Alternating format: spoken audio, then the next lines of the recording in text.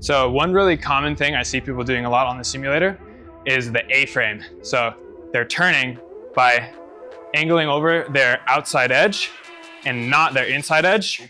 And it's bringing those knees together. And we really don't want to do this. It's a very unbalanced position. You don't have a lot of control. So what we want to do instead is really focus on keeping all that body weight over the outside. Usually when we're A-framing, it means that our body weight is on the inside and we're just tipping that outside, keeping the weight on that inside foot instead of the proper balance, which is really shifting that weight all the way over the outside ski, initiating the turn with the outside ski, and allowing that inside knee to follow, keeping those knees parallel and keeping a nice balanced position through the entire turn.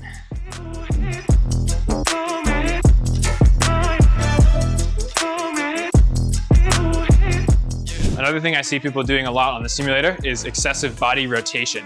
When we're skiing, we really want to keep our upper body and our hips facing down the hill and allow our legs to take over most of the motion that's going to bring us from side to side. And when we introduce rotation in the upper body, it shifts our weight to the opposite side of where we want it to be, and it just adds all this excess motion that's really inefficient.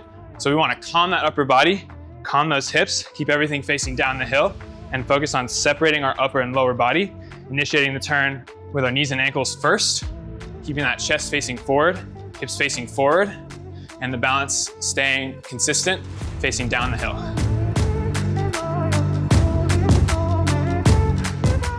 One thing I see a lot in clients is a tendency to lean towards the inside of the turn.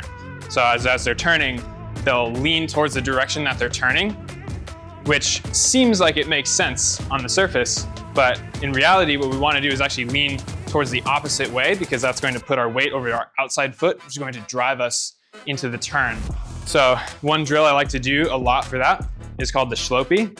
And so that's where you put your hand on your hip, which is going to be your outside hip of whatever turn you're starting. And you're going to want to fight that tendency to tip towards the inside by keeping those shoulders level and consciously thinking about tipping it towards the outside, keeping that body weight over the outside ski as you do that.